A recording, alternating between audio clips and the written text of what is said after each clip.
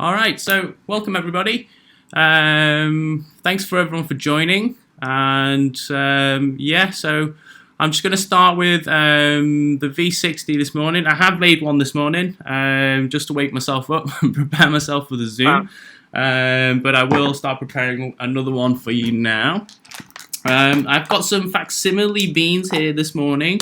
I can't remember which batch they were because I've been getting them from John. We've been putting them in the freezer.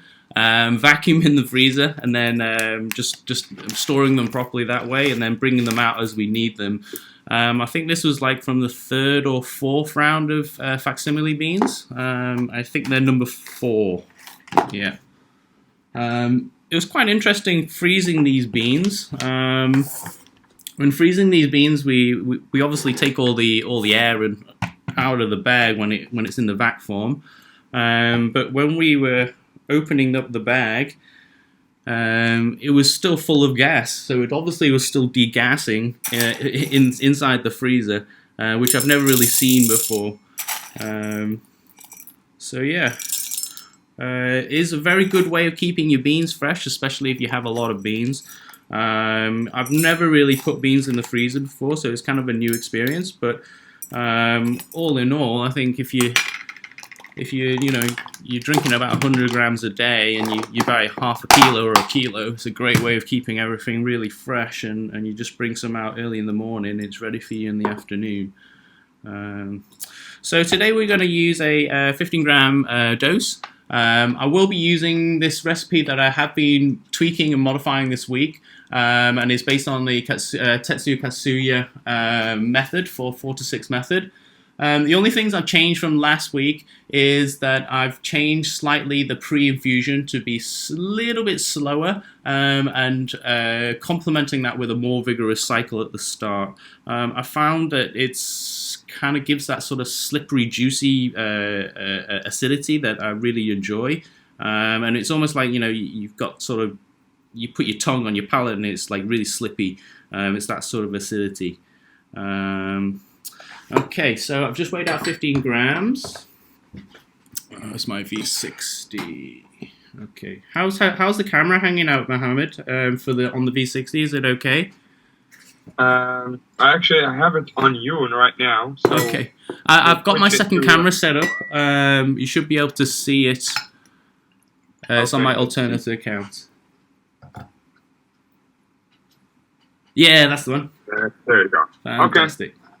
Okay, so I have simply removed the drip tray and the drip cover, and I have inserted and pre-wetted my pour-over basket, and it does have 9 holes inside. It's just a shallow basket. Okay, so here is one I made earlier, pre-cut V60 paper. So I explained last week that even though Hario do put out number 2 papers and a number 2 filter cone, they always tend to sort of stick out by about half a centimeter to a centimeter. So I just cut it so it's nice and flush.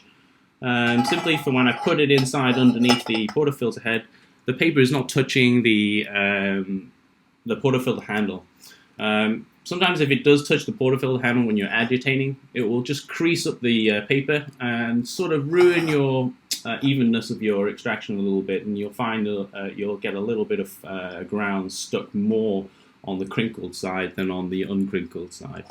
You don't have to do it, but it is sort of one of the things that I kind of could be a little bit better on that point. So it's a nice little technique just to do. If you cut a few beforehand, it's not really that difficult. It doesn't really take much time. I kind of put 2 or 3 papers together and cut them all at the same time. So I'm using a ceramic V60 again, and so I will be preheating it a little bit more than I would normally. And you're probably only putting 150 milliliters of water inside just to preheat it up. So it's pretty warm now. I'm just going to leave it on here just to drip away. Another reason why we do preheat the paper is also to wash away any of the paper sort of smells inside. And if you're ever unsure, you can always smell the paper afterwards.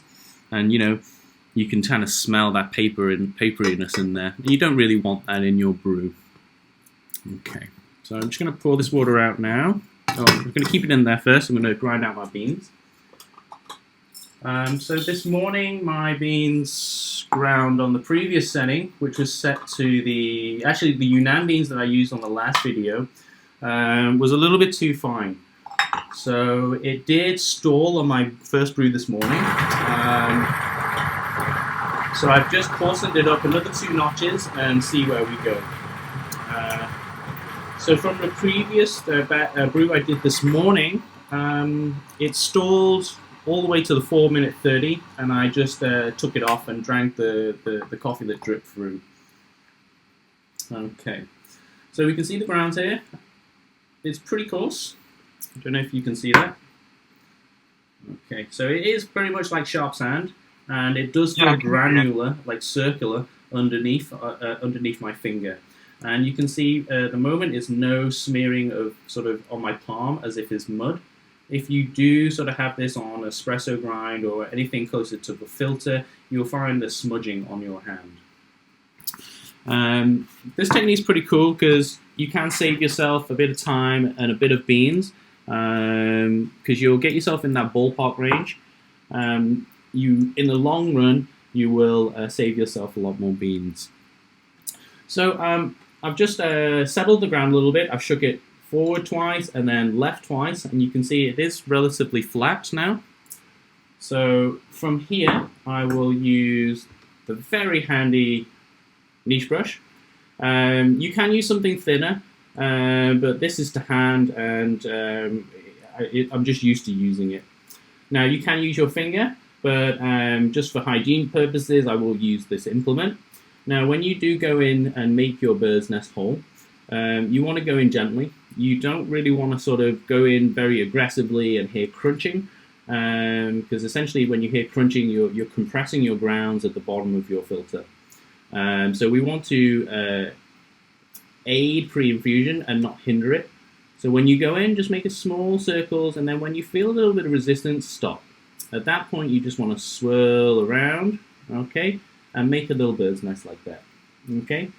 I have gone a little bit too close on this side, and there is more grounds on this side, and so you can just bear in mind that you want to make it as even as possible.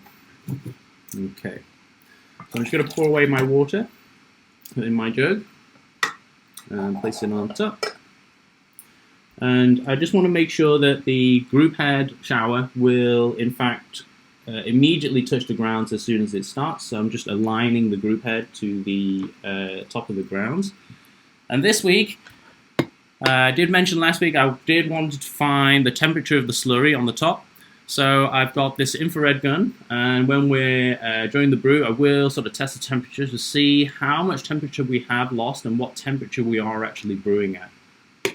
And I didn't do this morning, so all this data is new.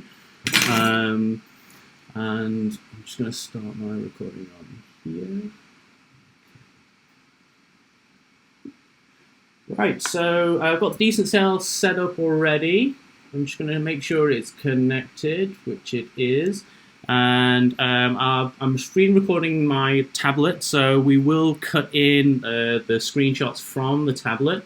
If you're ever unsure on whether your scale is connected, you can tap on the bottom, and you can see a sort of like a microphone pane coming up, and that's the readings coming from the app itself. If you do find it's not connected, you can just tap this wait sign, and it will try to automatically connect back into the scale. All right, so we have selected the profile, and it is not much change apart from the pre-infusion, so we will just go ahead and start. Okay. So the scale has auto-tared for us, and right now it is doing a final preheat cycle just to make sure we have the adequate temp in the water tank. It gives the preset a head start to keep the temperature as stable as possible. Now, as it is starting, I will wait till it is almost covered, and I will swirl and agitate quite aggressively.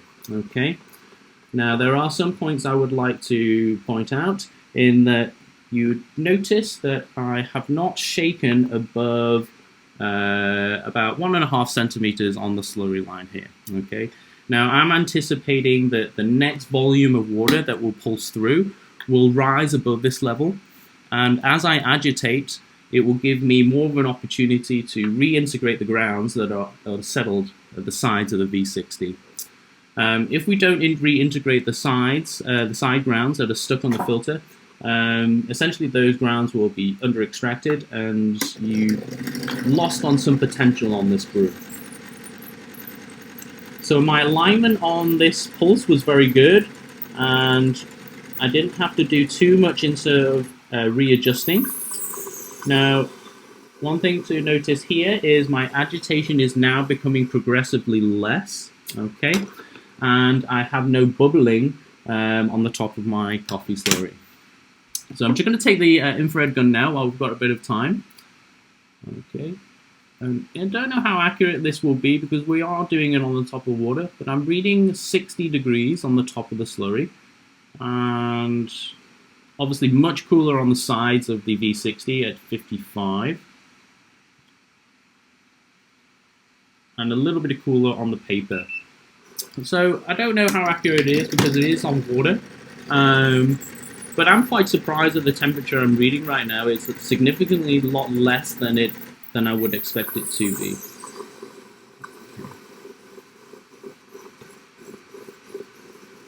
So again, my agitation was very little, and I can now see a lot less foam on the outside, crema on the outside of my filter paper, and the grounds I can see is actually not very much at all. So it seems like I've done a good job.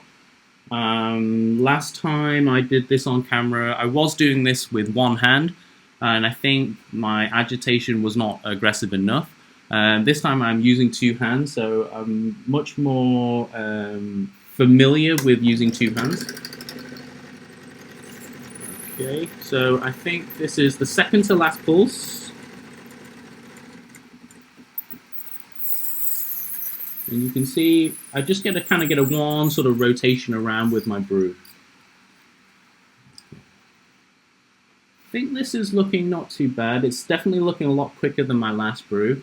My last brew seemed to really stall halfway through this one and through the last pulse. So it may just be this particular type of bean is prone to stalling towards the end of the brew.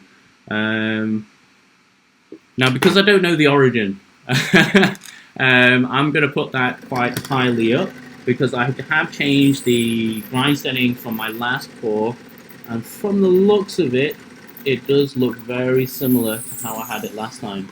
Now, the reason I'm saying that is because it is super high on my V60 right now. I probably have almost 60 to 80 milliliters of water in here.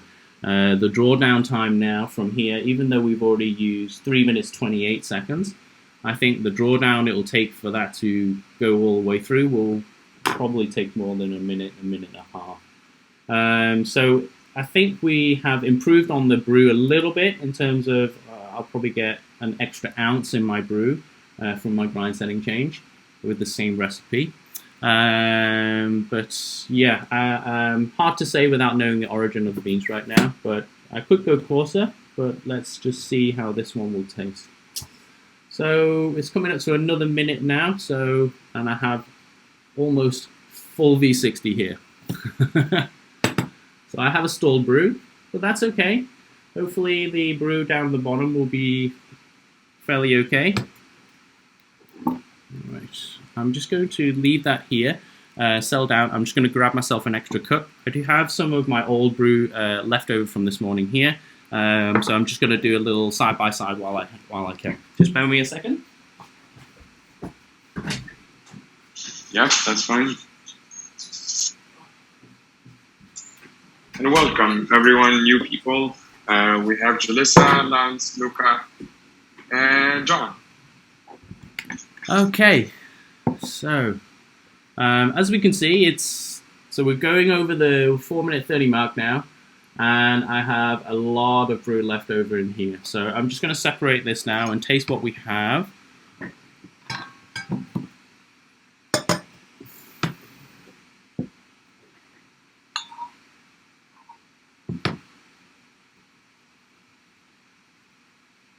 Okay, so in the aroma alone, I think it's definitely more sharp and citric, and I'm getting sort of a candied lemon through, which I didn't get on the last one. The last one was much more heavier in sort of aromas, and something was kind of, it was a bit of a confused aroma on the first one. I didn't particularly like it, but this one was much more pronounced and definitely citrus.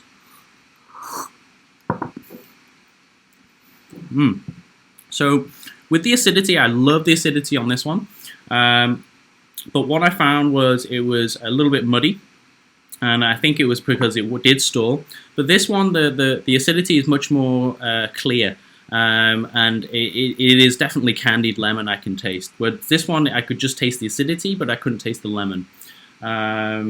So this is much more refreshing, and is more in line to what I would expect to have as a V60 in definitely Southeast Asia, but less so, I would say, in sort of more Western countries where they're more sort of filter style in terms of strength, and I really think that's just a taste preference. I showed this to Hanifa at our factory in Hong Kong, who's really into hand brews, and her taste is, I'm kind of getting her to warm up to more espresso, but her taste is definitely more towards V60s. But when she tried this, I did it with the Yunnan coffee that we've been trying for the last 2.5, 3 weeks, and she didn't actually think it was the same coffee. It was so much more refreshing and so much more compelling to drink that she was really wide-eyed when she tried it. And that's what I really like about this particular recipe, that it essentially was inspired from the Scott Rao recipe, in that I used the high turbulence and the way it pulses in terms of the high flow rate. But all I've adjusted is the time of the pauses and the volume of water that I've added at each stage. And this gives you a really fun time that you can have, play around with in terms of hand brew, and really fine tune it to your own tastes. And it's not that the Scott Rao preset is not good. In fact, it's not. It's a really good profile. But where the fun comes in, especially with the DE1, is being able to customize it to your own taste. And that's what I found really fun to play around with. Okay. So, Mohammed, do we have any questions at all at the moment? So far, no. We have had just a few people join in while you were doing the last brew. Okay. So hopefully we'll get some questions pretty soon. But yeah. So I managed to do 2 brews for you, one on Monday and one on, was it Thursday or Friday, I think. Yeah. With the Yunnan beans. Did you notice? They were very different. They were quite different, right? Yeah. I think the same bean. The first one I gave you, it really did taste like a whiskey. That's right. It had lots of peatiness. It was quite full on, and had a really lingering aftertaste. And that was the Scott Rao profile. And I think because it is drawing a very high TDS from the brew, that's why we're getting all those rich and intense flavors coming out. In the brew that I did do you the following days after with the new recipe, is that it was much more acidic. Hopefully you kind of tasted that sort of more sharpness. That was the Katsu method, yeah? Yes, that's right, yeah. Yeah. So which one? It was a lot more acidic, actually. Yeah. So I would say.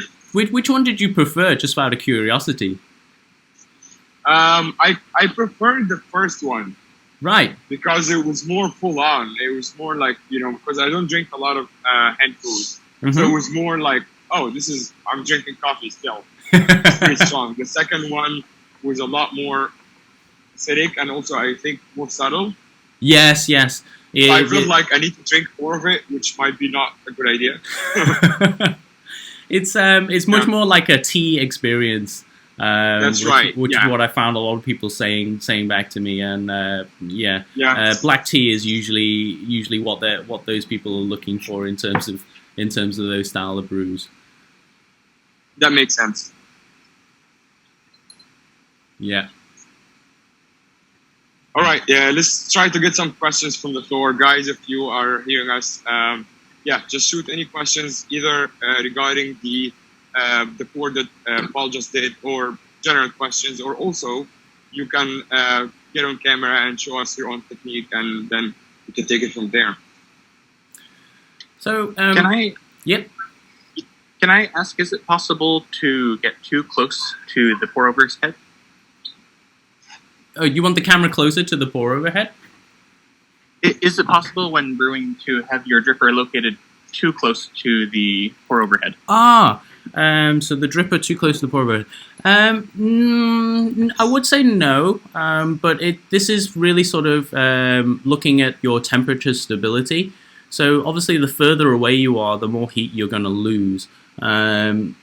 Take for example, when I was brewing, I was probably about 3.5 inches away from the actual surface. So, and that's kind of why I brought out the infrared gun, but I'm not so sure how accurate that is. It was reading a lot lower than I was anticipating. But yeah, the distance that you're referring to will mainly affect the temperature. If you're finding that the temperature could be a little bit too low, in that you'd expect quite a high TDS yield, but you're not, then it most likely will be temperature related. And you can do one of two ways. You could raise the whole brewing platform higher yourself, or you could just set a higher temperature within the profile and see if you can gain more temperature that way. But it's a very good question. When I was viewing Luca's preparation, he brought his up very, very closely, and I do like to get it as close as possible, but I also do like to have a little bit of room to view what I'm doing. I find if it is too close, and it is part why I cut the filter papers, because when I'm agitating, it will sort of crease onto the sides of the portafilter head, or onto the handle. So yeah, it's a very good question. That makes sense. I was wondering if the closer proximity to the pour-over spray head would create, or not create, but would make the agitation more exaggerated when you're brewing. If those individual screens would lose some of the power the further away it is, if they are more powerful or more effective when they are closer. I think that's a quite logical way to think about it. But I think the holes in the pour-over basket have been engineered to create a certain level of turbulence. But I think if it is sort of further down, I think it would create a certain slight increase in agitation due to gravity. But I don't think it would be significant enough for you to change your technique in trying that way. I think you'll have more success in changing the flow rate in the profile rather than changing the height of your apparatus. I think you'll probably get much more consistency that way.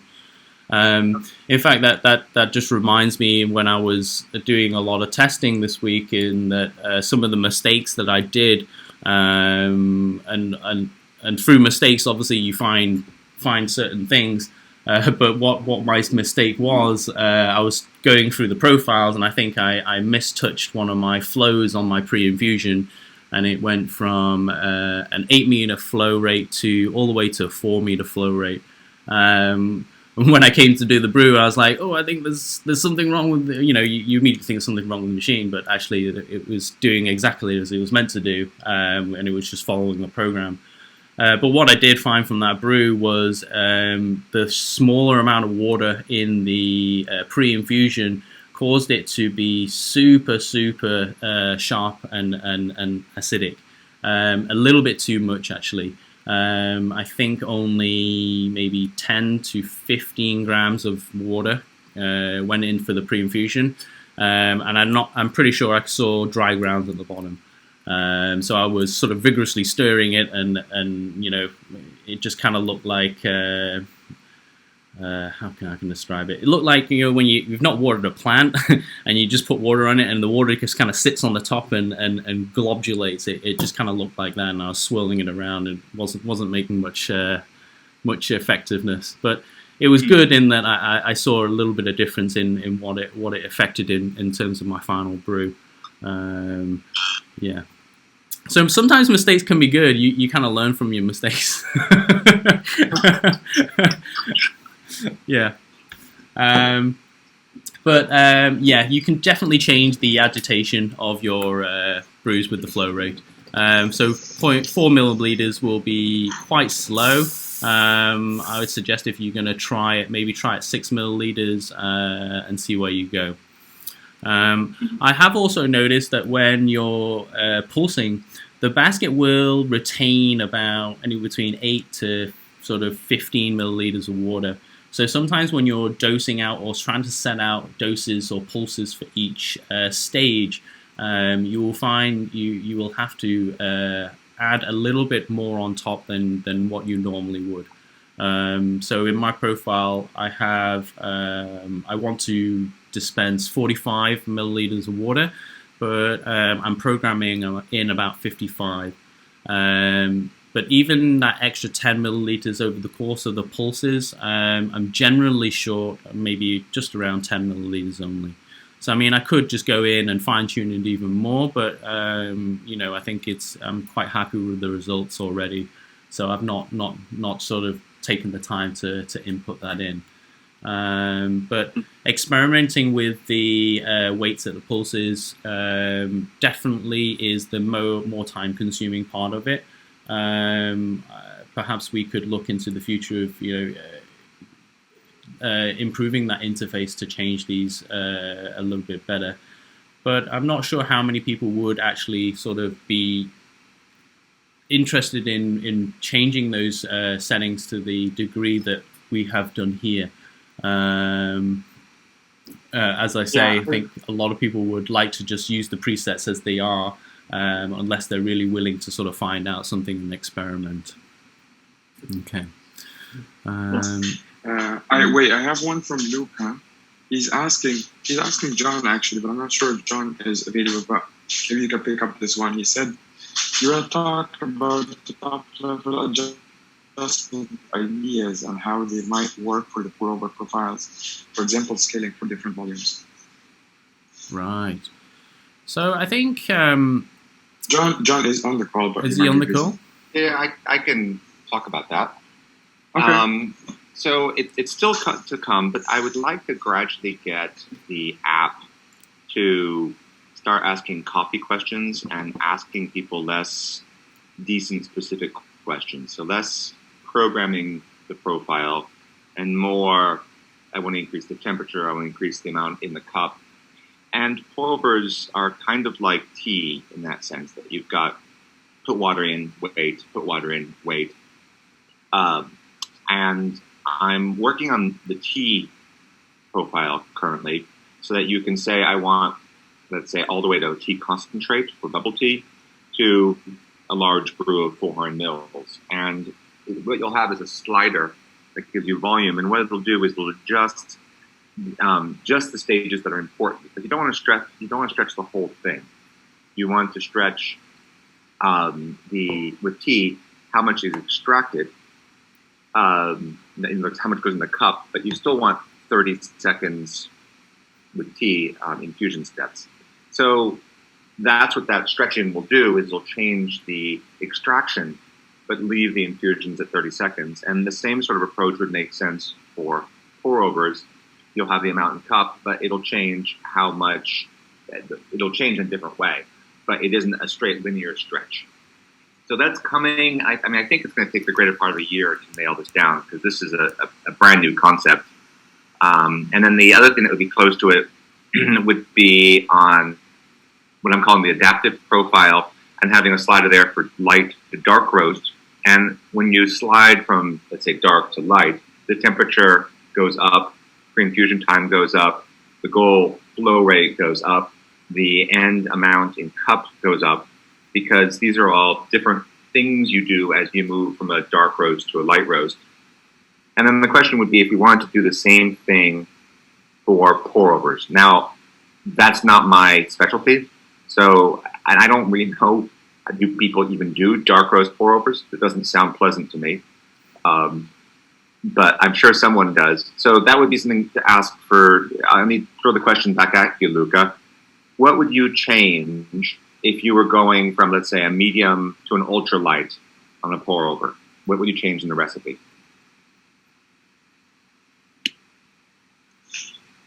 All right, Luca, all yours. Hi, John. I probably would not go to darker roasts. My question was really more about if you the profiles that are built in now are sort of set to kind of like 15, 18, 22 grams, that sort of thing.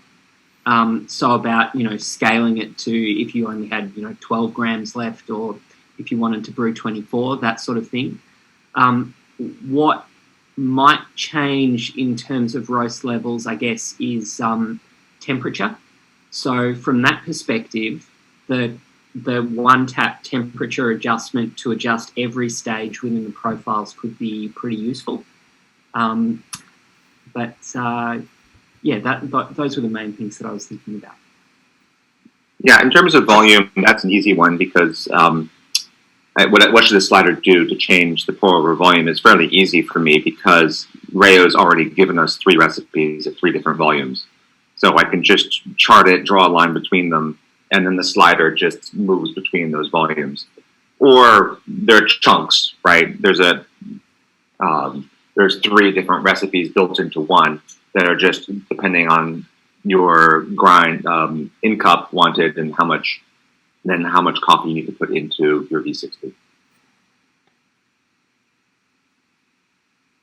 Right. Okay. Luca also had another question.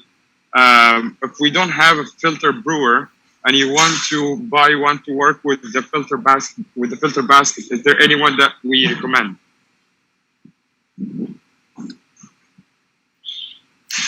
I can't really comment on that. That would be a Paul thing. Yeah, I think it would still be the V60, and simply because of the accessibility of it, the ease of purchasing one, and the experience of getting a decent result. All the other brewers they do have more of a learning curve on. The Kalita, especially. If you're used to a V60, it's slightly different, and there will be a sort of time of adjustment. But it's more of the style of brew that you are looking for. Obviously, some people want cleaner brews. Some people want a more intense brew. So it's hard to fit a filter brewer to match all. But I think the V60 kind of covers a lot of what people are looking for. But it's not that the DE1 is not, inflexible and it just has to be used with this brewer. I have tried it with the Kalita Wave previously in the factory with good results. But in terms of familiarity, I think I've mentioned before that I will naturally go to the V60 simply because of the experiences I had before. And what I like about it is it just produces that clean, crisp cup that I would like. Yeah. In terms of dark roast profiles, when brewing, it is a case of, like Luca mentioned, a lower temperature for sure. The material of my brewer will be the glass or ceramic. I want that buffer to kind of help me along with a successful brew. And less agitation, that's for sure. And it will be a much slower process in terms of pouring. The time will be a lot less, and it will be a lot coarser as well.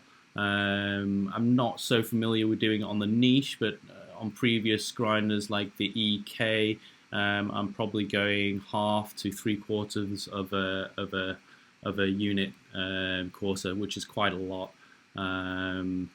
And yeah, so the technique with the style with the dark for myself that I previously used was I was dripping very slowly. I was pretty much not creating a pool of water. I was almost as if the grounds were being seen, and as they're blooming, I'm sort of pouring over the top.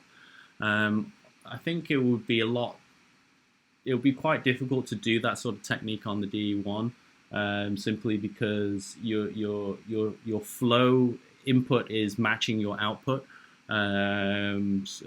whereas now we're pulsing a certain amount of water and letting that draw down and then resting. So the style of how I would brew a dark roast would be a lot different as compared to what we're doing on the DE1. But saying that, the Yunnan coffee that I've just finished was roasted for espresso, and it was pretty dark. When I did put it in as espresso, it did sort of pull a little bit of the sort of earthier flavors coming out. Nothing unpleasant, but I did notice it wasn't as clean as it was as a hand brew. But that was pretty dark. And to get a V60 out of there that was juicy, refreshing, and having the flavors in there that I wanted, I was really surprised about. So I wouldn't say don't try dark roasts. You may just have to adjust the temperature mainly, but have a go. You might be surprised in what you get in the cup. Yeah. A comment from Josiah. He says he has had great success with the Gabi Master A compared to the V60 or the Khalifa. Okay. I'm not so familiar with the Gabi Master. I might have to check it out. Is it an immersion brewer, or is it similar to a V60? We will need to ask Josiah. Looks like this. So it's very similar in shape to a Kalita. Right. But the ridges on the bottom are much more pronounced.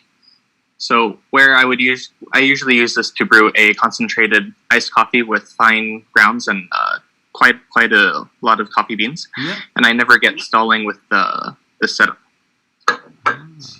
So is there a filter? You use a filter paper in there as well, I presume? Yep, same as the Kalita. So it's the same as the Kalita wave. Yeah. So I've also tried the mesh filter, as Mr. Rao suggested, but I've had less stalling just with this as a stock. Oh, that's interesting. Is there how many holes are in the brewer there? Is it 6 holes or 7? Just 2. Oh, it's just I don't know 2. if you can see it. Okay. And you're saying that this one is less prone to stalling than the regular Kalita. Yeah, it'll maybe save me 30 minutes out of a 3-minute brew, or 30 seconds out of a 3-minute brew. Right. So I noticed the central hole is quite large, and then there's one side hole. Okay. As opposed to the Kalita, which has 3 holes, all the same size. Yeah. Right. Right. I'll have to keep my eye out on that one. The reason I picked it up originally was because I could set it inside of my carafe and use it with my decent countersunk and still have that clearance. Very nice. Do you have any beans decided? Are you willing to do a brew? I'm quite interested to see how it works with the DE1. Yes. I haven't brewed anything hot with this recently, but I have quite a few beans I could use. Let me find something. Yeah, take your time and just give us a shout when you're ready, or if you I've got a question. It occurred to me that when watching Hoffman's videos, he's quite keen on these pour-over vessels that have a stopper on them, and then you can actually control the drawdown. You can right. So you have instead of having a pre-wet and then it only wets certain things. If you stop the thing, then the whole thing is wet. Yes. We sell a device that does that. It's the tea portafilter, right, where we can essentially do the latches. Mm-hmm. I'm just wondering if it's even conceivable to do a pour-over with the tea portafilter, because essentially you would fill the grounds up, let it soak, and then you put just 2 bar of water through, which would then draw down. The difference is you wouldn't have the amount of space for the grinds to swell. It's still pretty big. I don't know. I mean, I want to hear, I guess, is this a completely stupid idea? I guess I'm trying to think of how, I suppose we're using the tea portafilter and we're having the grounds inside the tea portafilter. But the thing is what I'm concerned about is the pressure of it being released. Will that pressure affect the way? Will it become a V60 at the end of the day? Is that what I'm sort of thinking? Because the mechanisms that we're referring to is they literally it's just a valve, and it's stopping the water from going out. But if we have pressure from the top, will that affect the way that it's brewing? I'm not sure. But I'm quite intrigued by the idea, because I do like having the option whether to stop and start.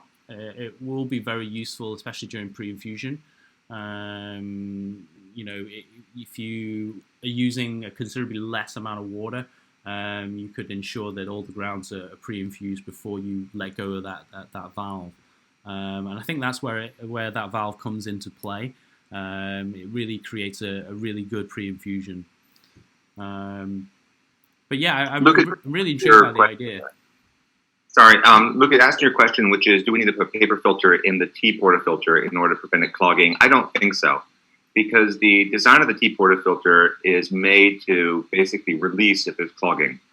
So there's essentially a normal basket, is what it looks like, but then the exit goes through a fairly large channel that has maybe like a 7 millimeter large ball on a spring.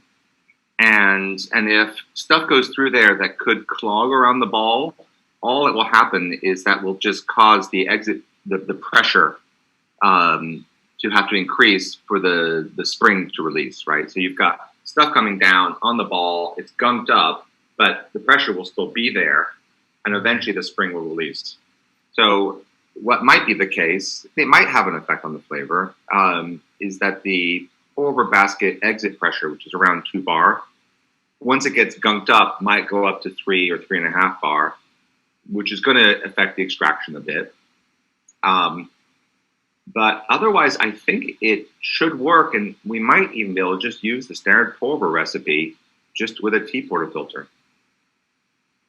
Wow. I like the sound of that, John, because I've been similar to you, been watching the videos, and I think it was the James Hoffman one where it was reviewing lots of different brewers, and it was that one with the nice valve. I can't quite remember the name off the top of my head, but yeah, I was like, yes, I really want that, but it's such a simple thing. But I think the effect of it is significant enough to warrant sort of exploring that the little valve. I think the first instances where I experienced this in a cup was the Clever Dripper. I don't know if you've tried a brew from the Clever Dripper. I remember looking at this plastic thing, and it looks really cheap, and can it make a really good brew? And what I boiled down to was it was fully immersing and percolating it all, and you releasing that brew with a valve. Hey, Bugs! Yeah. Oh. I have a zero pressure tea portafilter recipe. There's one of them, and it's kind of an experimental thing. So normally when I fill the channel of the tea portafilter, I fill it, and then it hits 2 bar, and I just stop. Right, the recipe stops, and then holds for 30 seconds, then does a flush. Mm-hmm. The thing is that we're then using 2 bar to extract tea, and according to Rayo, pressure is bad for tea. And so I have an alternate recipe, which is the zero pressure recipe, which fills the 2 bar and then just opens the pressure release for about a few seconds, I think 5 seconds. and then closes it again. So in other words, water goes in to the portafilter, fills up, the whole channel is now 2 bar pressurized, this valve opens up, a little water squirts out, and then it stops, and then it does its 30-second infusion. So what that does for tea, and the same thing applies then for pour-overs, is the 30-second infusion time happens at 0 bar. And the only time we have any pressure is very transient, is when we flush that coffee out of the portafilter in order to put clean water in. So that recipe, if we don't like the effect of pressure on the coffee grinds with making a pour-over in the tea portafilter, we could use that recipe. It gives you a little bit less in cup because that releasing of pressure does lose a bit of water each time. Mm-hmm. But it's kind of a super fancy, interesting program. Well, Lance is saying that you need to create a vacuum to stall bloom and then break seal. The switch has too much space under the bed for excess water.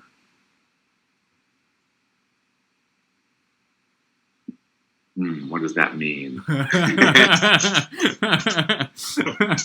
thought you would know. I don't. Sorry. I'm being. That's just firing off. That was just in regard to Paul was saying something about the one that could hold water underneath, and I was saying that was the Hario switch. But the Hario switch's built-in flaw is that it holds water under the bed, so you're still not being very good with your water. And so all I was saying is you can have a brewer where you create a vacuum essentially with the brewer and the vessel, and once the water goes in, it will stay in there until the seal is broken. So it's just an alternative way of brewing. No, I was just bringing that up because the main thing you want in the pour over, you don't want to really replicate Gung Fu Cha with coffee in the tea portafilter. Instead, you want to be able to use that switch for the blooming phase so you're not wasting water in the grounds in the bloom. So, Lance, since you've said the next thing I was going to ask is why don't you want to do Gung Fu Cha with a pour over, right? So the key idea with that tea extraction approach is to have short extractions always with clean water. And when your solvent water is clean each time, you're getting a much cleaner, you're getting a higher extraction than if you let tea steep for 2 minutes, after 30 seconds, the extractive power of the water is less, which is why if you do a 30-second brew and then another 30-second brew, you get a really beautiful tea. So extraction theory-wise, why would that not work with coffee? It just would give you, as Luke was saying earlier, give you just a much muddier cup, and so you're gonna have essentially multiple immersion steeps, as opposed to. So honestly, you'll probably get incredibly over extracted coffee. All those fines that are in there are going to get way more extracted. So you don't need that much. We're already hitting with pour over coffees 25-26% extraction yields, and with good grinders up to 20, 26, 27. So pushing it even further, I think, is unless you're doing like, the SSP low fines burrs that, Gagne's notorious for using, I think you're going to just get really bitter, muddy coffee. So if you're going to do fresh water each time, you don't need to have the extraction last as long. Correct. Lasting that long. Yeah, so you can still hit 26% if you want. You're not looking to extract more. The idea is, so with tea, right, if you let it steep for 3 minutes, you're going to get a TDS that's lower than if you did multiple 30-second extractions for 3 minutes, right? The multiple 30-second extractions for 3 minutes. And so if you want to hit the same TDS, your 30-second extractions might only go for 2 minutes versus a single extraction of 3. So what I'm suggesting is you do need to adjust the recipe if you're going to do a pour over with this 30-second extractions. But the goal would be do a refractometer check and how many extractions in 30 seconds do you need to do to hit a typical V60 extraction level?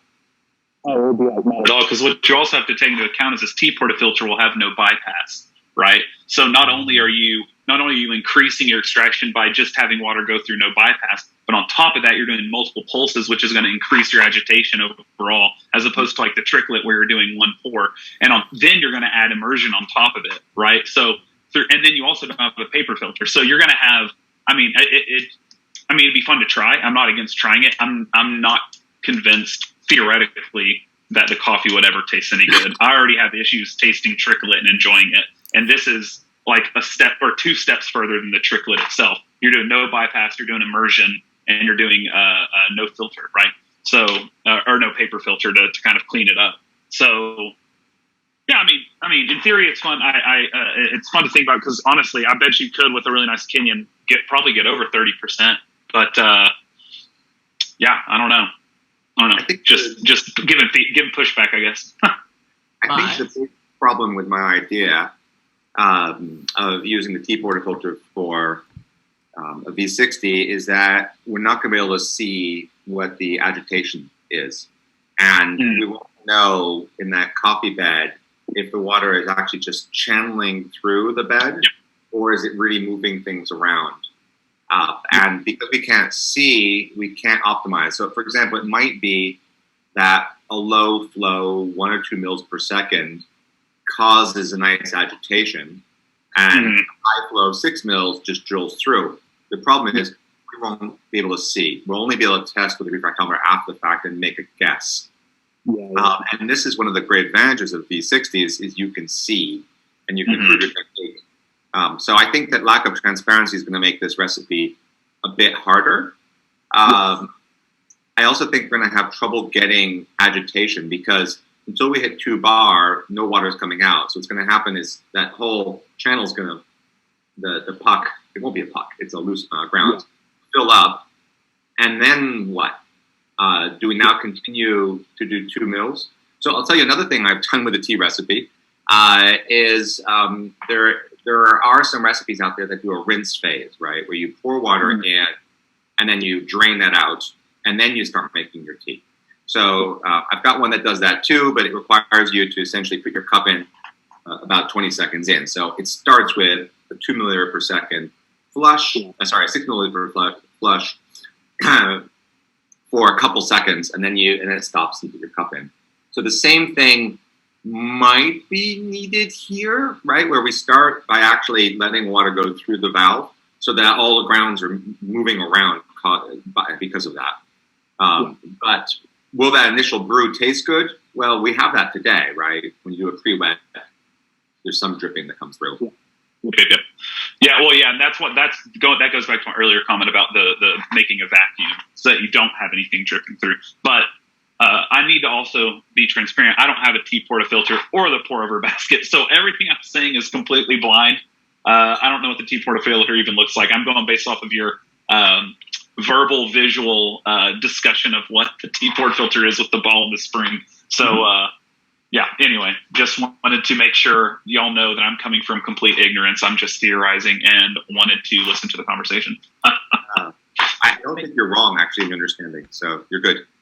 Yeah, but you do raise a really interesting point, though, Lance, which is the tea portafilter only has a small volume of liquid that it can hold, and so you have multiple sort of steeps and release with the going through type tea brewing to get up to the volume that you need. Now, that's probably going to result in really huge extraction numbers, as you say. But what might end up happening is that it might be really efficient at extracting so that we end up with a really, really high TDS brew. So we might just need to dilute it like an Americano. Yeah, I mean, you definitely, I think that's likely. That's kind of how I've been using the tricklet, for instance, is doing a tighter TDS. But, I mean, you'd also probably, my thing is, I just think it's going to have so many discharge particles in it, and it's going to be really low on flavor clarity unless you do some sort of post-brew filtration, or if you can fit some sort of paper filter in there to hold back the particulates that are inevitably going to be discharged through the system itself, especially if there's agitation at all, or if you do somehow get up to that 2 bar pressure, there's going to be, kettle agitation is more than enough to make particulates go through the small holes in the filter. So having no paper filter to hold back, I think it's just really going to obfuscate the palate more than likely. But again, this is me just giving pushback as opposed to anything else. It's just kind of fun to talk about. Idea. it's a good idea, and we can certainly chop paper filters to fit into. Yep. It. So Absolutely. yeah, I mean, like almost every coffee that I drink has a paper filter at the bottom of it from the espresso machine. Absolutely. You know, Absolutely. it's something we should try. Yeah, but the fact that it would be a Gung Fu style, no bypass, pressurized system, you could break a refractometer.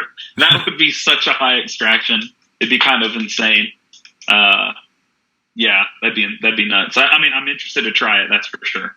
So I need to get a tea portafilter, I guess, and try it. I mean, one thing I can see about it is that if we have if it is really efficient at extracting and we dilute it, essentially you could have like a brew style within half the time, and that. But yeah, I kind of agree.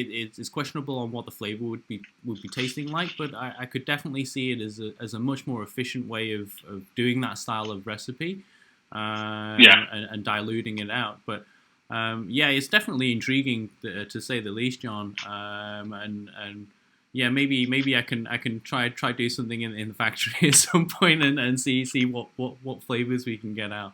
But yeah.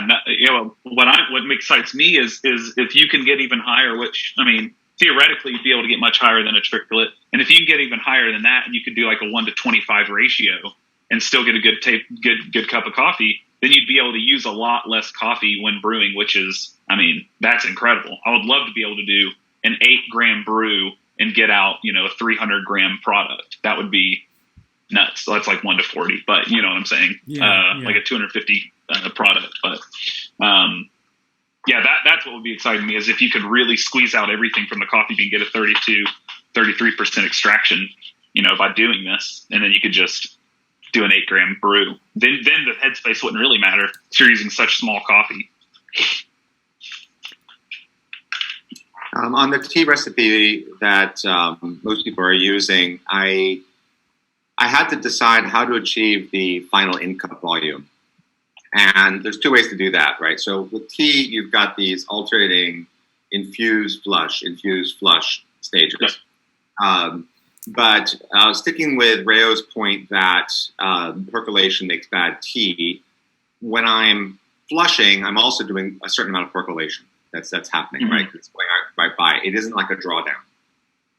So with the tea recipe, what I do is I infuse for 30 seconds, then I do maximum flow rate, and I have been watching the output, and when the color is no longer dark, that's when I stop. So I do the shortest possible flushes because I'm mindful that while I'm flushing, I'm also percolating. And then to achieve the end cup volume I want, then there's a dilution stage at the very end. And the reason I do that at the very end is that's when the tea has given up most of its material. And I think that the percolation will be the least damaging at that point. And I think the same thing could apply here. So this is going to be almost Americano, but it's not quite, where we have these Kung Fu stages, but we're not trying to make essentially fast pour over during those. You have an infuse, you have a flush. If the flush lasts too long, then you're essentially doing fast percolations, otherwise known as channeling, and that's not yummy. So we might end up with a TDS that's twice as much as we want in that last stage, and then that's when we double the cup volume. Yeah. Sure. Oh, Josiah looks like he's set. Yeah, let's go back to something we can actually do right now. So take it away, Josiah.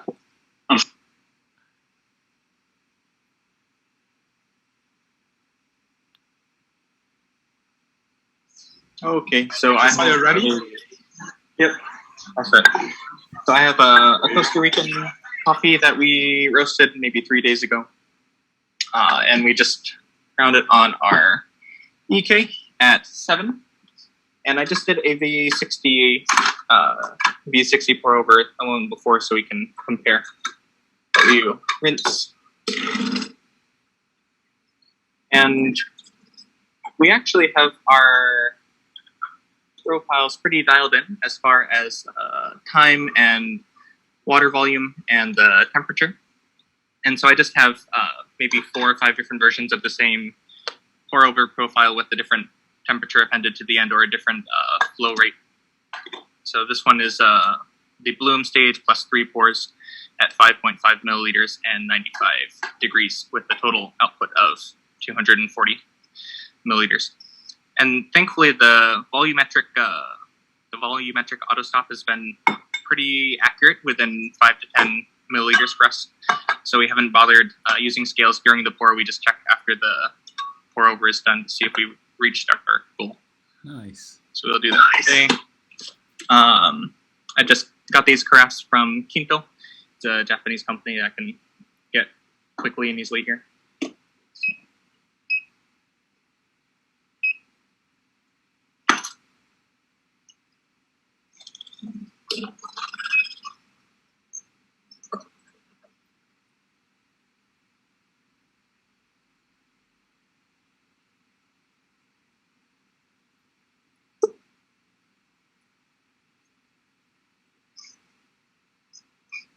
I don't have very much space between my dripper and between the spray head. So in the past, I've wondered if that was the cause of what I perceived to be over-extracted flavors, but still no idea on that.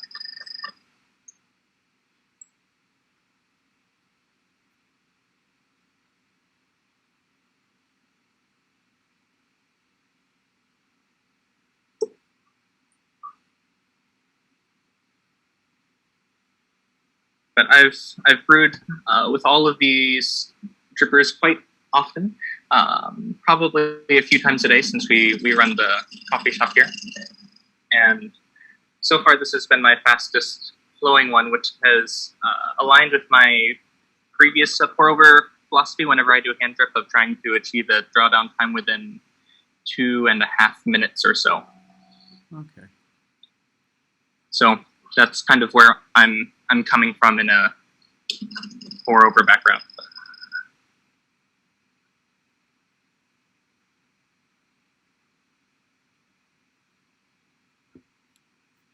It's going to be pretty loud, so I'm just going to turn off the microphone for now.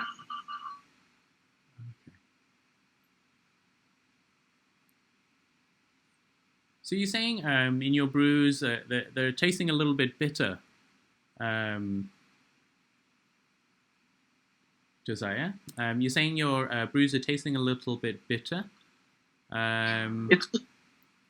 It's not so much bitter. It's usually over extracted. Okay, over extracted. And we've just finished our drawdown at 2 minutes 2 seconds.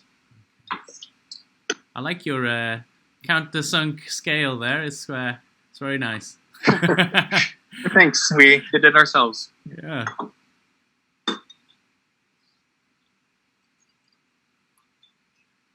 So the final brew time was 3 minutes, did you say? 2 minutes, 2 seconds. Okay. And that was 7 with our burrs touching at 0. Okay.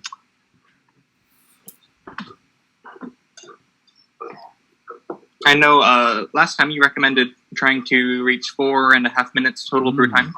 So I was experimenting with that this past week with the EK closer to 6 and 4.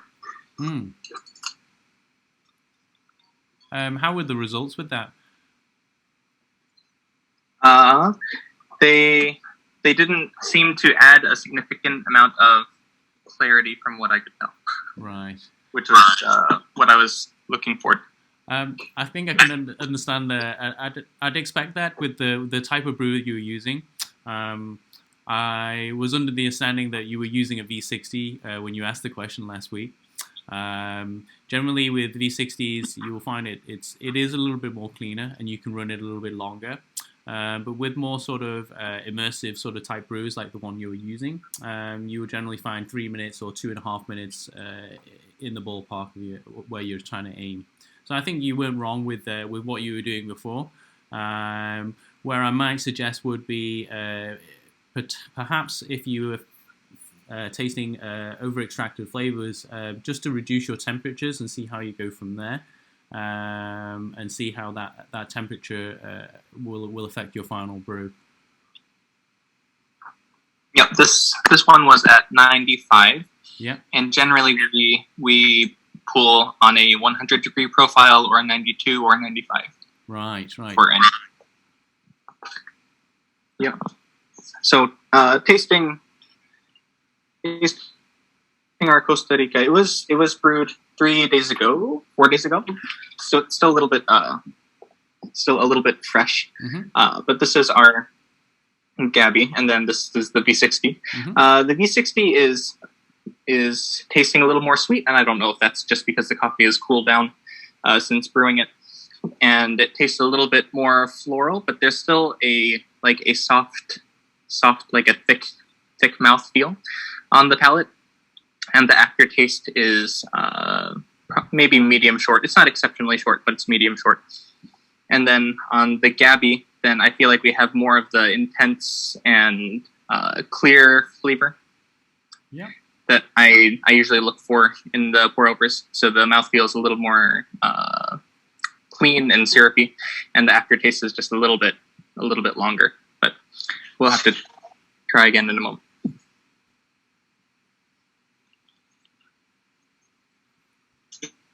Any? Since you run a cafe, we'd like you to have a go through your cafe if you can.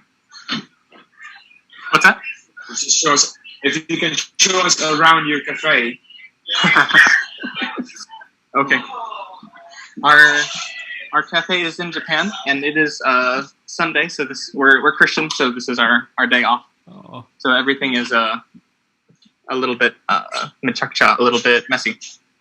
But we are in Takasaki, Japan, which is 2 hours north of Tokyo. Oh, fantastic. Cool. And we do our coffee shop inside of a trailer house. Like this. Wow.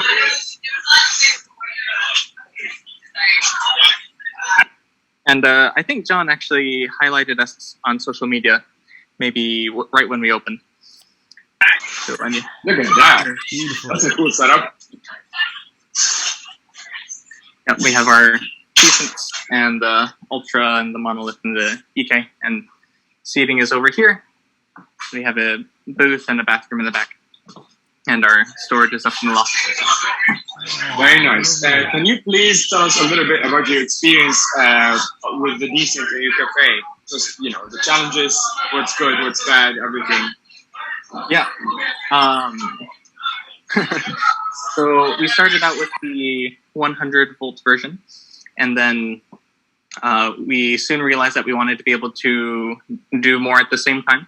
And so we added the 200-volt version, and that gave us a slight speed boost. But I think the biggest difference actually came when we added a Bluetooth scale to the process. So we no longer had to watch the espresso machine or guess with the volumetrics, but we were able to just leave the espresso to finish and go take care of the next customer. We just switched the steam wand to the version 2 of the Pro Steam wand. We tried the version 1 of the Pro Steam wand as well. And this has been good for ghost steaming, but we haven't had the same steam quality yet. So we gave it a rinse a bath last night. We'll see if that helps. Damien's profile DSX is extremely, extremely useful, since we have our profile here for iced coffee, and then for we have a classic, which is like a dark blend coffee, and then a dark pour over. And on our espresso machine, we also have a classic dark espresso and a light espresso, and our espresso for lattes and milk drinks, such like that. So it's been very nice to be able to offer a few different drinks very easily, and not have to use the same espresso for both straight espressos and for milk-based drinks. The speed hasn't been much of an issue for us once we learned how to multitask and how to set the espresso machine to do what it needs to do, and then take care of a customer or to sell bread or something. Oh, fantastic! How many people work behind the counter usually? Usually we have 2 people behind the bar, and that's been sufficient for us. I'm curious, have you noticed any difference in terms of your usage of beans since switching over to the decent? Have you used less beans or more beans or round about the same? That's a great question, and actually, we've never run a cafe without the decent before. Oh. So we bought the decent right when we opened, and okay, it's been a good. Oh, that's good to hear. Yeah. I just had a tip. We in the factory have done something for our pourovers. What we do is we take the drip tray out because you're countersunk, and height is a real issue. Getting a V60 in there and a jug, and to work around that, what we do is we take the drip tray out and then take the drip tray cover and then just put it on the legs. And it still looks really clean in the cafe, but it gets you like that much, like 4 or 5 centimeters extra height. And and you can get a proper V60 in there, and then it spreads out. It's the same thing like when Rayo's doing his V60s, he takes the drip tray out and puts it on the table, but he's not countersunk, so he's that problem where the flush, makes a mess. But since you're countersunk, the flush is just going to go away, and you might want to try that sometime. Just an interesting idea. If you have a machine dedicated to V60s. If not, all that will happen is your espresso is going to drop, an extra 3 or 4 centimeters in height to get to a cup. Yep. So this machine here on the right is dedicated to pourovers and V60s with the group head, and then we use it for steaming for milk drinks. And then our left machine is all of our espresso. So this pretty much does sole espresso duty, and we've actually taken out, we haven't taken out the drip tray, we just put the decent scale inside of the tray and added a filter on the bottom to keep the water from damaging it. But with this machine, I had been worried quite a bit about the height, I guess, and I had asked Paul at the beginning of this about the height between the dripper and the spray head. But it seems that may not be as big a problem as I had assumed. But that's a good tip for removing the drip tray here and adding a larger V60. Yeah, when we tried it, we were surprised at actually how clean it looked, because we came up with all these half-assed ideas of making higher legs, and it just gives you a countersunk space. What we also found is that most vessels for coffee are shaped like this, and you'll find that the edge of the mirror will then come in like right here, because one of the problems with V60 we have is it's hard to get the V60 centered under the group head, so the spray is centered. And by getting rid of the drip tray, what happens is, this is kind of the profile. You have the vessel here that holds your coffee. It comes like this, and then your V60 goes like that. And what happens is the mirror comes in right around here. So the whole thing slides closer to the body, and you can now center it under the group head if you don't have that drip tray. Yeah, I see that. Yeah. I think you might, I don't know, maybe if your drink quality will also increase by going to a standard V60 or a Kalita. And because Rayo designed that basket to be used with the V60 on the countertop, not on the drip tray, and so the water spreads further out when you do that. I don't know to what extent that's going to affect things, but it might be a drink. That's what I was wondering, actually. Exactly. Yeah. Well, we'll check back in a week and see if you're making miracle drinks now. Sounds good. All right. Do we have any more questions?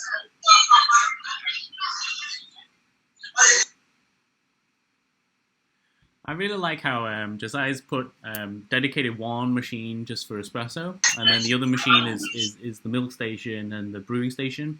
I can really see how the workflow goes with 2 baristas. I presume the person making the bases, the espresso shots, are mainly making most of the coffees, and then the milk person, tea person, brew person is perhaps also taking in orders and giving all the service. Yeah, I really. This is like our 10-minute challenge. Yeah, exactly. Yeah, I'm sort of analyzing, see if I can get any tips for the 10-minute challenge. But yeah, I also like how he's utilizing the skins for convenience. Matthias, there is a question for your machine. Okay, does that improve the steam?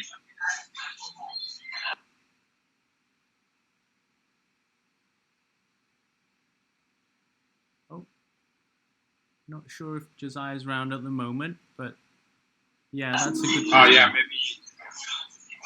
Sorry, I missed something. I think Luca's asking if you have your water tank preheated in the brew machine all day, and does that improve the steam? My typical profile does not have the water tank preheated. Right. No. Okay. But I will try that. I don't know if you know, Josiah, there is a cafe mode for the DE1. Yep. Yes. So yeah, well there you go. So that is. So yeah, that will help you with your flow and make sure you're still getting water at all times. So yeah, so hopefully that helps you out a bit more in terms of speed. But yeah, it's great to hear that it's all working out for you, and yeah, it's pretty cool. I like it. Yeah, the cafe mode was a fantastic update. We are very glad of that one.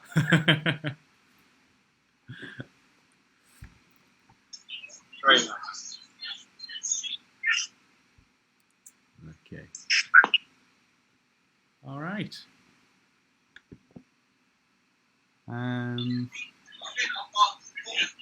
So those that don't know, the cafe mode essentially compromises a little bit more on the in terms of energy usage, in terms of the power the DE1 uses. But what it does give you the flexibility on is that your heaters will be heating your water higher temperature, so that if you're constantly using your machine, let's say for flush, for brew, or for steaming, the DE1 can keep up with the pace that you're going at in a commercial environment. And this cafe mode was essentially made for these situations where the D1 couldn't keep up with the pace of the environment. So most of the time it's on the home version, which heats up the tanks a little bit less in terms of temperature, but what that provides you in that you can use your D1 much quicker after you've started it up.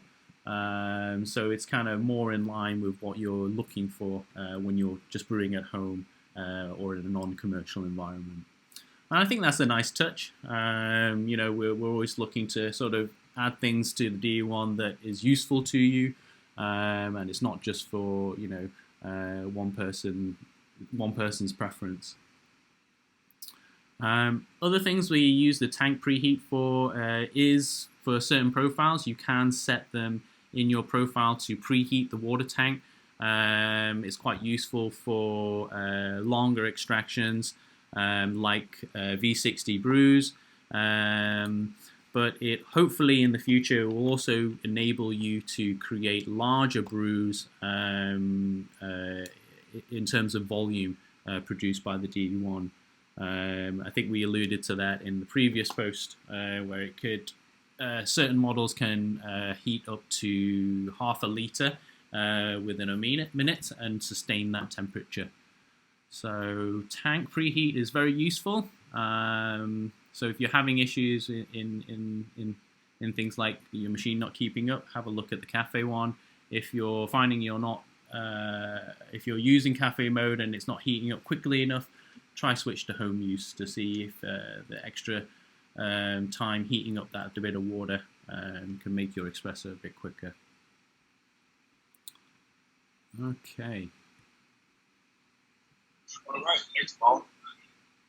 Oh, it's all good. All right, so not many more questions coming through at the moment. Mohammed, do you have any questions at all with regards to sort of V60 and what people are looking for in terms of V60 from the DE1? Anything you're confused about in terms of the brewers or anything like that? Well, Luca actually has a comment about, I think that's about the Josiah's Cafe when he said removing the handle and keeping the filter basket installed on the floor. Oh, I think you were breaking up a little bit there. Oh, sorry. I was just reading Luca's comments. Ah. Which comment is that? Sorry, I couldn't hear you. It's the one about removing the portafilter handle. I think my earphones are covered. Then try to switch to the regular phone. Okay. Removing the handle. Yeah. So in one of the machines that was doing the brewing, Josiah's cafe, he had removed the handle from the portafilter body, and I presume it's mainly for his workflow, so it's not, so exactly there. So he's removed the handles. Is that sort of a workflow thing or more of a cosmetic thing? But I do find it pretty cool, and I did notice it as well. Now, I presume you did that just because it is just the brew station and steam station. Just from the top, then we don't have anything in the way here. We can put vessels, we can put takeout cups or what have you. Right. So it just keeps it a little bit cleaner. And we realized that we only really need to take it out to clear the calcification out of the holes of the basket. So we just take it out once every couple of days and put a needle through it. So you also have found that there is calcification in some of the holes as well, right? Yeah. That's what I assume is clogging the holes, because I will get the streams of water going off at weird angles after using it for a few days. Yeah. And you're not putting any espresso through there, so it can't be the grounds. Yeah. Right. I was suspecting this was the case. And my theory is that the residual water that's left in there dries up very quickly because the group head's very hot. And after a few runs, you will find it's starting to sprinkle again. But yeah, it's quite easy to fix. Seems like you're not found a real issue. I presume soaking it overnight in some PureCraft will also sort this out if you finding the maintenance of the basket is taking too long. But yeah, that's cool. Yep.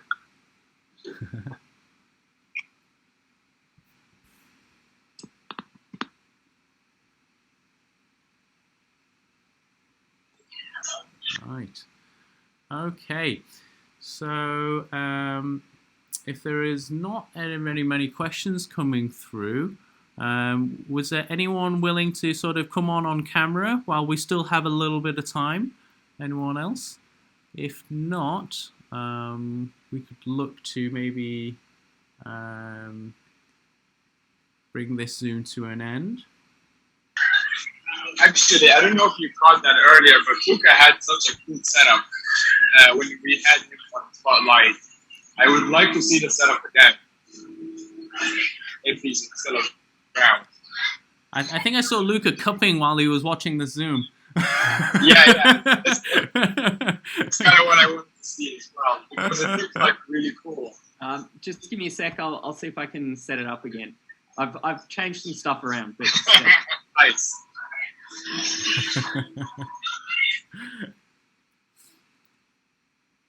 Right.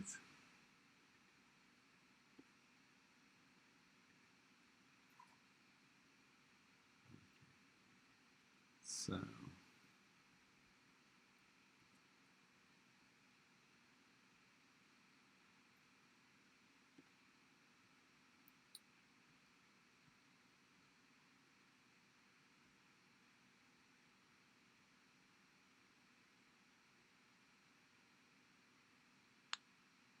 I'm always good to gab. What does the pourover basket look like? I don't even know what it looks like. Oh. Could you show what it looks like in the video? Oh. Okay, so I don't know if you can see. So this is the pourover basket. Thanks. There's also a couple of videos on YouTube on the decent YouTube for the pourover basket as well. Oh, nice. I just have been busy and haven't gotten one yet. Okay, so this is the pour-over basket. It's like a shallow basket, similar size to the 10-gram one, and it has 9 holes, precisionally drilled. 9, okay. And yeah, it's. Is there just the one, or is there another style with like less holes or different? No, set of holes? We only have one that was developed with Scott Rao and Decent, and this is what came out of the collab. Cool. I don't know if we're looking to develop any more, John. But yeah, we're very happy with this, and the results of it is great, and I think we're really sort of only now sort of realizing what we can get out of it. So I don't know whether you heard that, John. Are we looking to develop any more different designs of the pour-over basket? Absolutely not. Why? Making this thing took a year and a half. I think we made, oh God, we spent thousands on it. The problem is that those holes in a production basket are made on a quite expensive machine, and it's very hard to make a few baskets that are precise. And so, like, the biggest problem we had is we'd have like electron drills. I know that sounds quite fancy, but electron drill is nowhere near as accurate as a laser is. Yeah. And so the problem we would have is we'd get like 20 baskets made, and they were all slightly off tolerance. Like every hole was slightly different. The shapes were not perfectly round, and if the shapes inside the holes had little shards, the water would not do the right thing. And we started with 5 holes. I think we went all the way to 11. We tried hole sizes from 0.6 to 1.4, I think, on different designs. And the key thing, and it was really it was maddening, was that we had to get enough water on the grounds to wet it in the right amount of time, with the right amount of turbulence so that the water would go in and then cause a little vortex. And then we had to stay control so that the vortex of one just barely touched the vortex of the next. So when it actually works, what happens is the whole bed suddenly comes alive. And every one of those water spouts is drilling in and causing this vortex, and all of it's being massaged at once. Which is why, Paul, if someone's making any quantity of these things, really try and get the group head clean so that the water is just going straight and not moving around due to debris. Yeah. Because when that happens, we're no longer getting that massaging. And if you look at the video that Rayo did years ago with one of the prototype baskets, like he turns it on and it's kind of creepy. It's like the whole top of the bed becomes alive, like it becomes fluidized. And that's when he gets the crazy high extractions and the evenness. Whereas if you have some jets moving around, then you've got some areas that are not being massaged in the same way. So no, we're not going to go anywhere near anything else. There's a possibility someday that we might revisit the basket to try and do batch brew. And so in there is an issue with the decent and just enough power to get flow rates that you want. Namely, if you're heating on demand and you've got to get boiling water on demand, how high a flow rate can you get? And on a 110 line, it's like, I think maybe 4.5 mils a second is all you can get before you run out of power.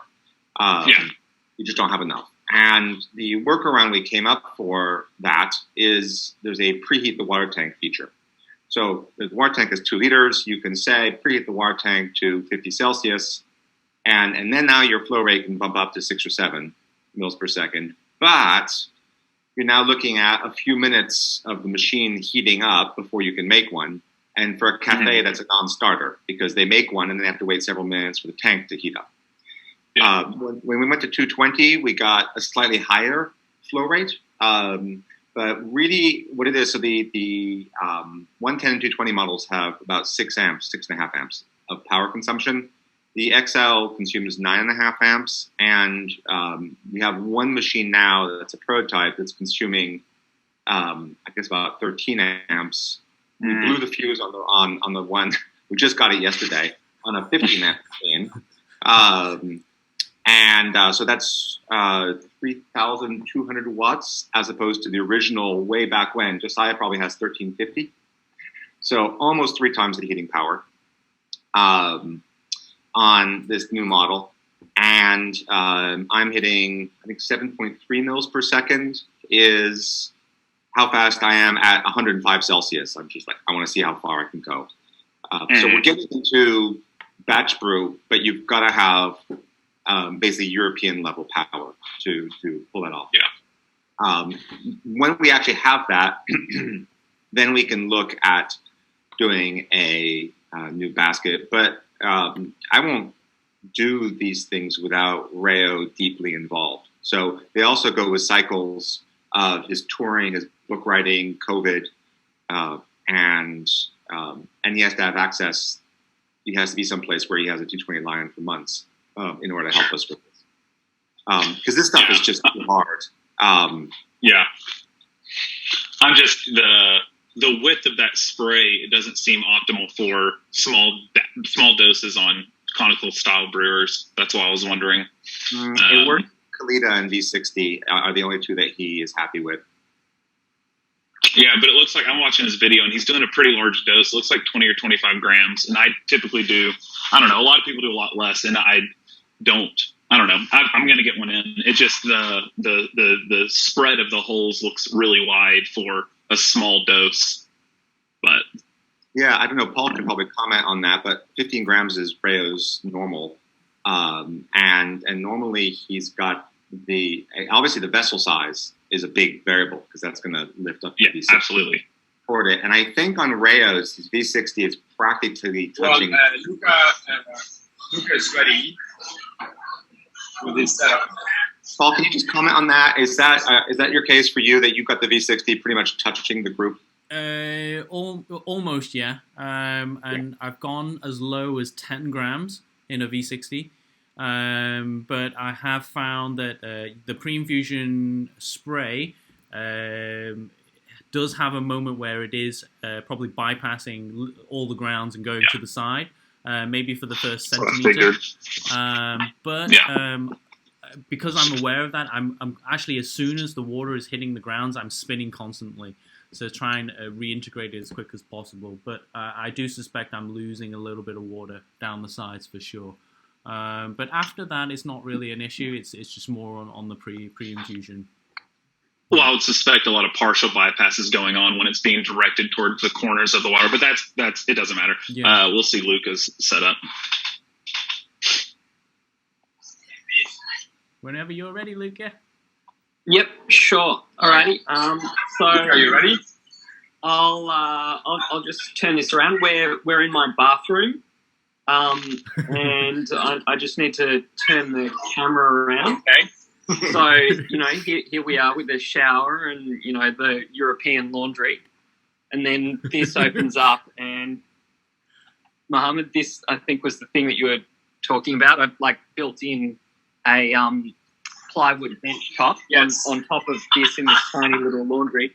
It's all in chaos at the moment because I had the roast over here, which I've moved around, so I've got to get rid of that roaster there and everything. But in terms of setting it up for filter brew, Lance, to your question about the width and everything, the filter is, I've got it around here somewhere, buried. Yeah, so that's the filter. And the width is pretty scaled to the sort of the flat part of the Stag X, so that seems to work quite well. So here's what I shoved in there just to catch anything from the drips. I have this scale and this random object, which is about the right height so that I can put that on there and then put this on here, and then that all sort of, props up and sits at a kind of a satisfying height that kind of works pretty well. So there you go. So that's all in chaos. My Esmeralda plaques falling down, but anyway, I'll fix that up. Yeah, so that's that. That's the setup. I love it. Very cool. Thanks, Luca. Thanks, Luca. All right. I think John's heading off to the factory now. Thanks very much, John, for joining in. I'll see you on Monday. That's tomorrow. Oh. Yep. It's already. Okay. Thanks very much, Luca. That was fantastic as well. I love seeing your man cave. I didn't even realize it was in the bathroom. That makes it even more cool. Okay. So if I guess if there's no more questions, the Esmeralda room. Love it. If there aren't any more questions, I think we're coming up to time. So I've enjoyed my time. I seem to have done a lot of listening this time around. Thank you very much, John, for filling in some of the questions there. It's always great to hear insight on your ideas and possible ideas that you're thinking of. And also, nice surprise for Lance. Thank you very much for joining. I've been watching your videos on YouTube as well, and I've been learning a lot. And I think you're deep in the rabbit hole with the decent at the moment, so that's great to see. And it's good to see that you're enjoying it. Well, I hope you're enjoying it anyway. Okay. And thanks, Mohammed, thanks, for being guys. host. Thanks for your participation. And also, Josiah, Japan is one of my favorite countries to visit. And next time I'm in town, I'm definitely stopping by and seeing your cafe. Oh, and Josiah's got some good flavors now from the coarse ground. I think Luca introduced him to go a bit coarser. So it's good to hear. All right. So, that's very cool. All right. Thanks, guys. Okay. Thanks very much, all. We'll see you soon. All right. See you all next week. Yep. Thanks. Bye. Bye.